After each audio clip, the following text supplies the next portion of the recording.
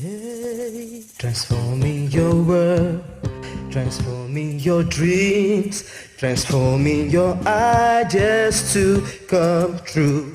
God has given us wisdom to inspire our world, to make our generation, Nigeria, a better place. Thank God He's given. Hello and welcome to the maiden edition of Word for Youth, a program designed to educate, inform, and to entertain youths across the nooks and crannies of our nation, Nigeria, to the rest of the world.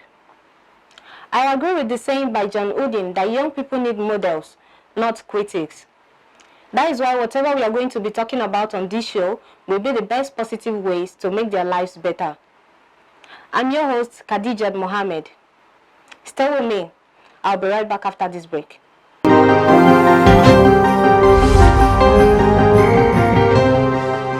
Welcome back. On our maiden edition, we shall be talking about illicit drugs, its addiction, and ways to manage it if not eradicated. It was alarming as the National Drug Law Enforcement Agency, NDLEA, read out quantities of drugs seized from traffickers between the year 2014 to 2017 in Kogi State. The Chief of Staff, Femi Olarutoba, who represented the chairman of NDLEA at the public destruction of psychotropic substances and narcotic drugs in Lokoja, lamented the rate at which young people and even some adults abuse drugs, leaving the question of how we can reduce it to its barest minimum. Let us hear him before we proceed.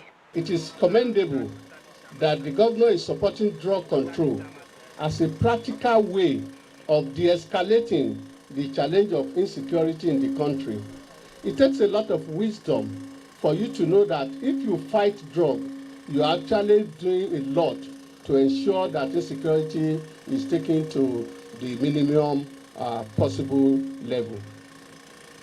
We would like to enjoin other states to emulate Kogi State and to show the commitment of the government also in the challenge against illicit drug abuse and trafficking.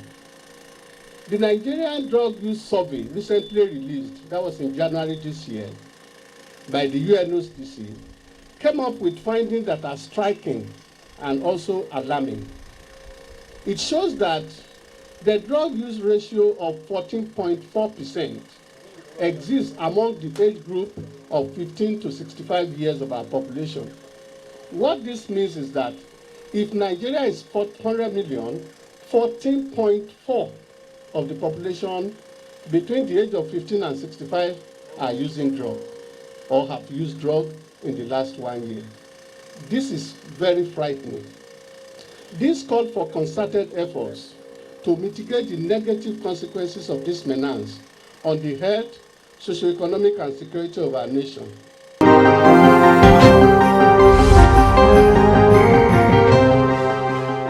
Before we introduce our guest, let's listen to Secretary to Kogi State Government, Ayoade Folashade, as she reads out government support and measures put in place to fight against drug abuse. I fully subscribe to the slogan that we have to destroy the drugs before the drugs will destroy us.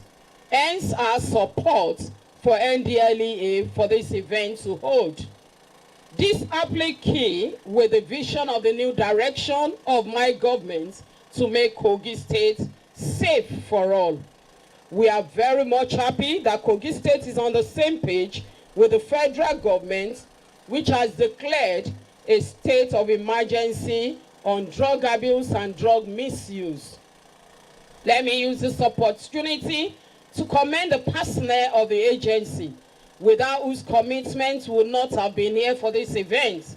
In spite of the temptation and the hazards associated with the dangerous drug war, they have been able to carry out their mandates without fear or favor. We need more of this commitment from you so that in the coming years we will have been truly on top of the drug menace.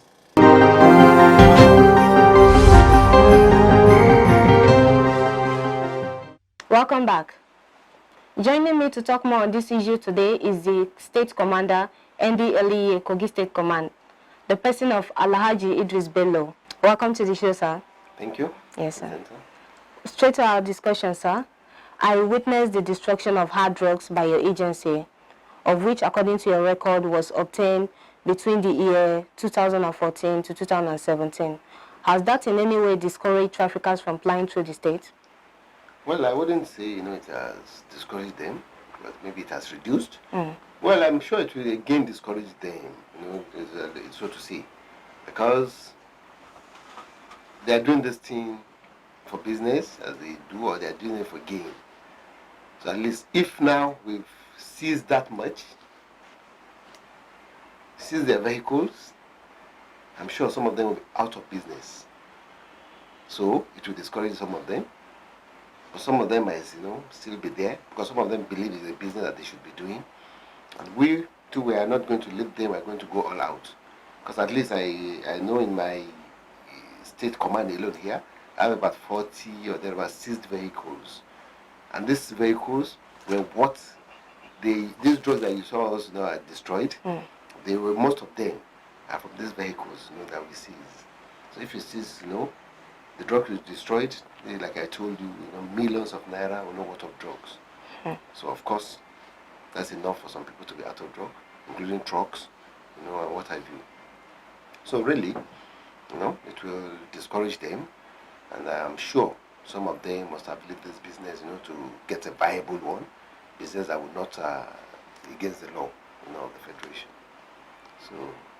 Okay, what do the agency do to traffickers being caught like this? Well, if we catch them for mostly they go to the court.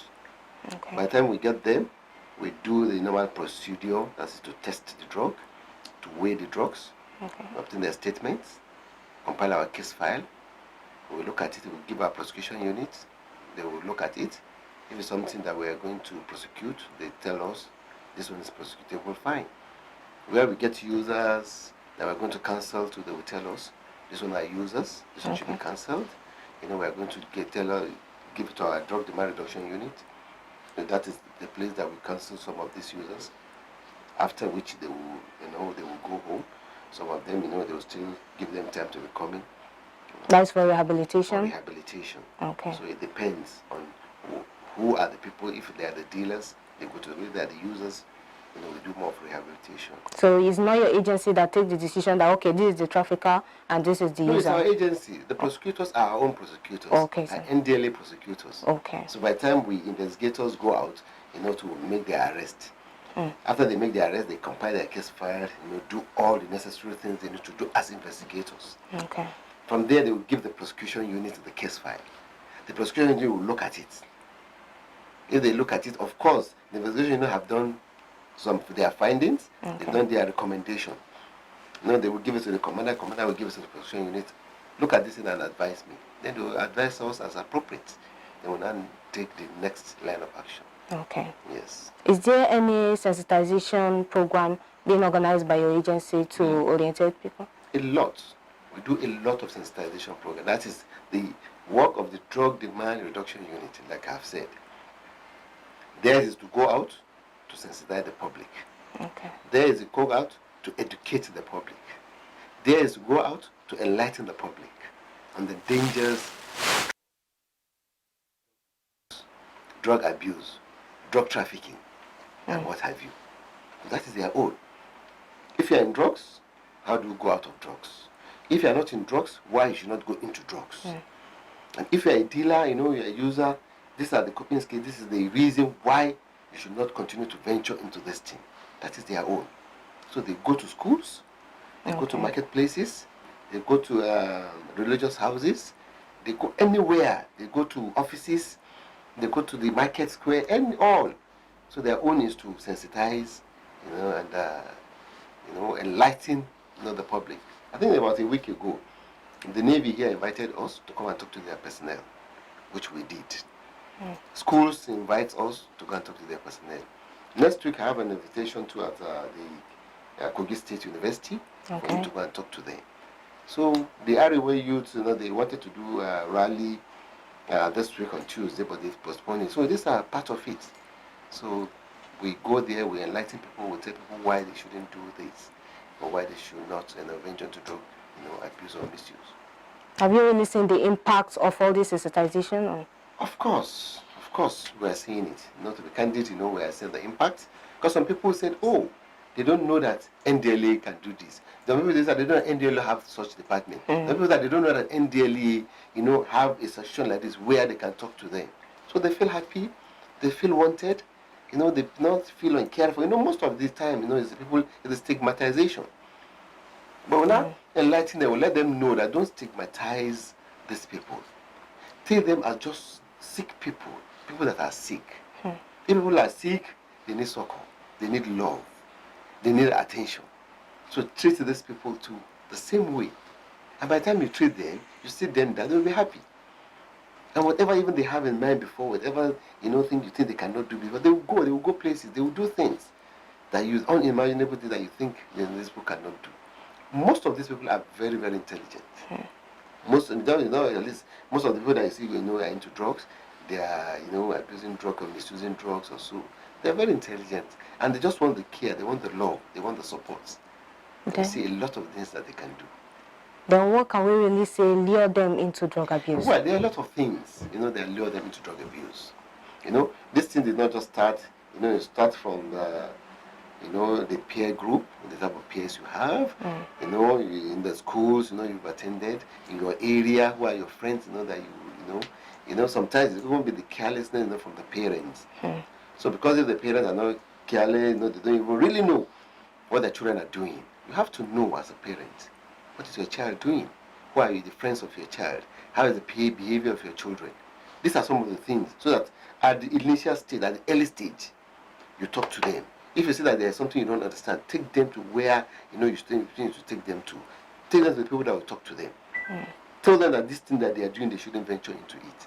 And again, as parents, are you the type of parents that send your children to go and buy you drugs? Maybe you send your children to go and buy you cigarettes. You are smoking the cigarette in the front of your children. You leave the butt there. After the child will want to go and try it. Maybe you tell your children to go and buy alcohol for you, buy drugs for you, and you leave it there. I think yes. By the time that you go out to the child, will want to know this thing that daddy is taking service. Say, let me try it. So things like that, carelessness from the part of the parent. So I want to know if there is any collaboration between NDLEA and other security agencies. Very well. Of course, you say you were there during the destruction of Yes, I was. Is there any security agency that you don't see there that day? They were all there. I think all. Yes. So we have very, very good synergy with all the security agencies. At any time, we call them, they are ever ready. We go to operations, with them. We know we cannot do it alone. Sometimes I don't have the personnel to go to some places. But by the time I call them, at a very short notice, is it the army? Are you talking of the police? Is it the DSS, immigration, road safety, civil defense, and what have you, customs, and all? You're having a smooth working relationship with them. Very, very good relationship with all the sister agencies. Even sometimes they call us too. And then they give us the information. It is other sister agencies that give us some of this information that we go out. Sometimes they do the arrest and they, transfer such arrest to us. Okay. So it's very good, very cordial relationship. Stay with us. We'll go on a short break. We'll be right back.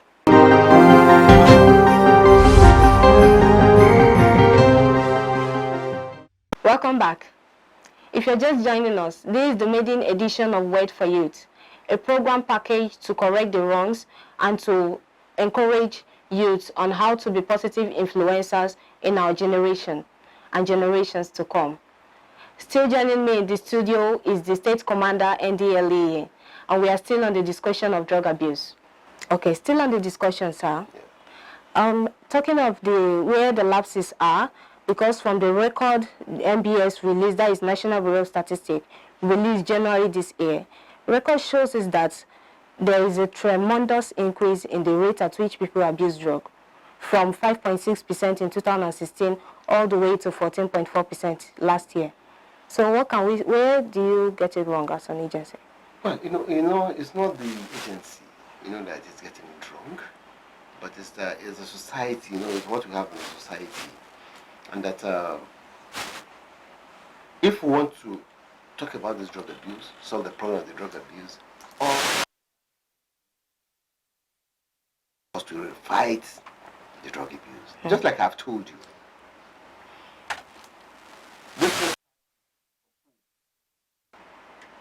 If at home, as a parent, you are not taking care of your children, or even you as the parent, you are not the type that you don't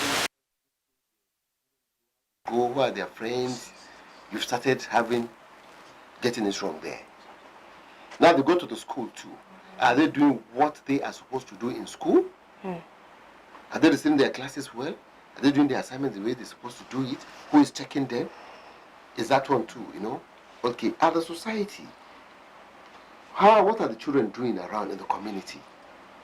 And we are just leaving them. We are waving it aside. That one too, is there. Children will come home with friends that they are not supposed to come with. How are you? Then as parents too, what do you look at? So this thing, it starts from there. Okay. So if we do not get it there, then they are not growing up.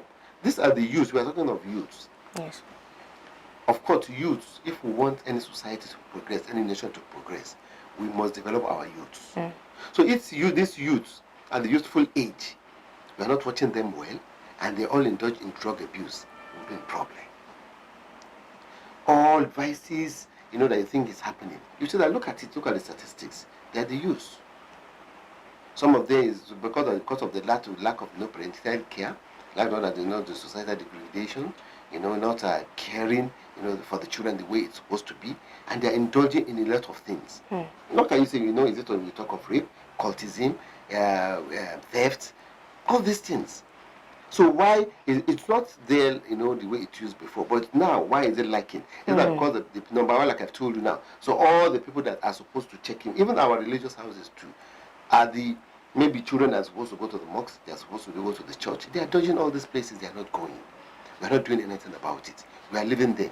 Children now, even the parents, the elder that are supposed to talk to the children, you are even scared of them. You don't even want to take of them, and that is what they want. The cultists, what is it that they want to do? They want you not to be able to talk to them. They want to, create an environment in which they are looking at them they are above the law. That is all. And by the time they get that nobody can, do anything to them. They do whatever they like. So that is it. So it is all hands.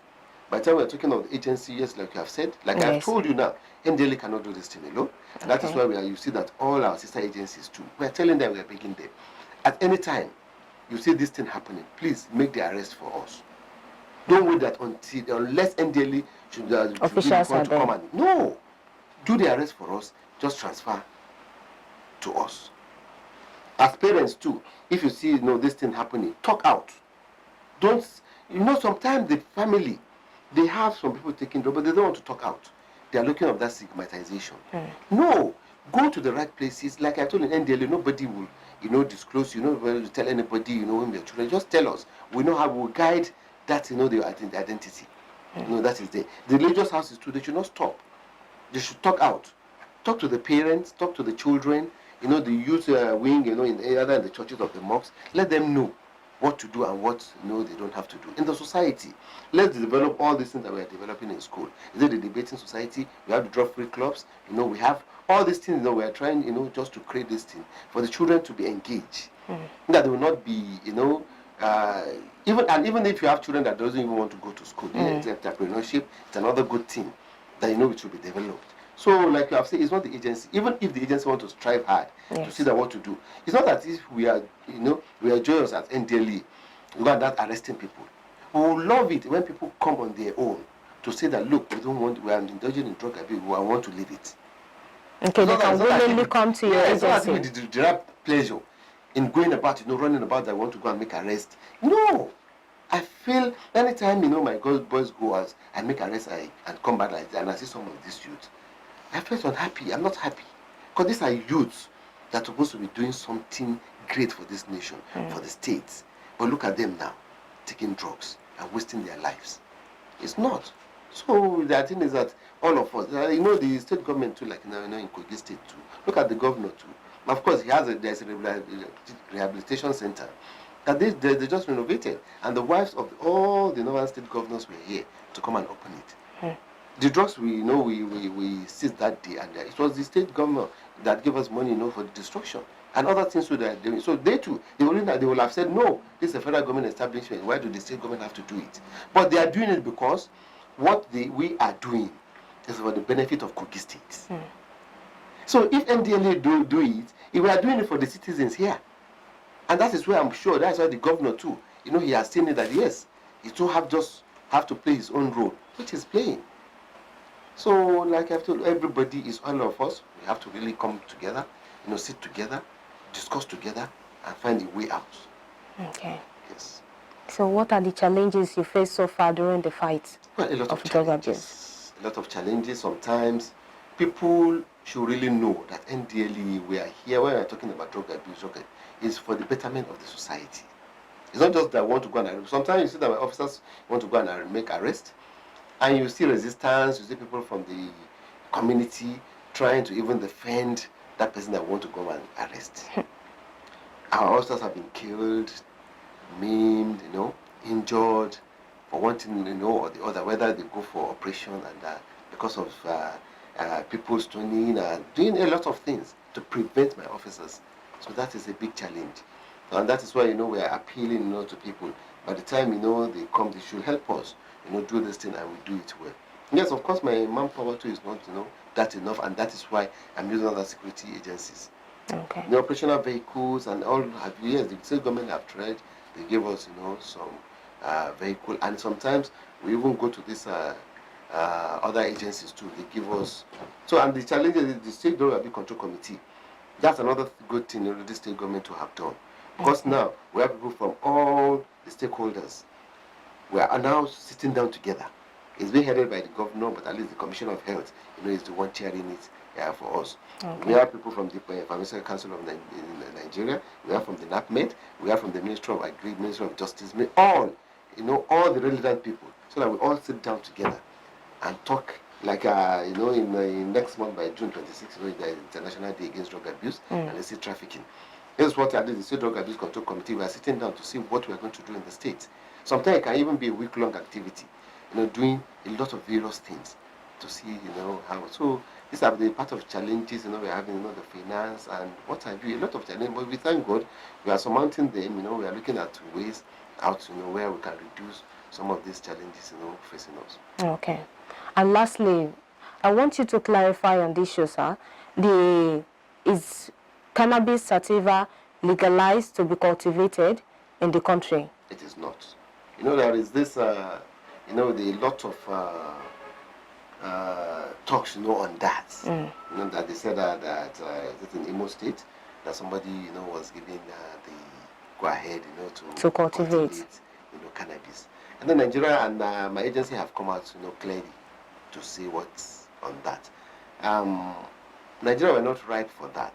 Yes, what they are, talking of. Yes, the cannabis. The one they are talking of is not this one, we have in the country.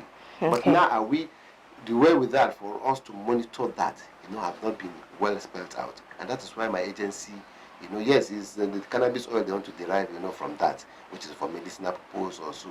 But, so for now, it is not. So let's just, leave it at that. Nigeria, nobody have given, anything for anybody to plant cannabis sativa. The country. Okay. Stay with us. We'll be going on a short break.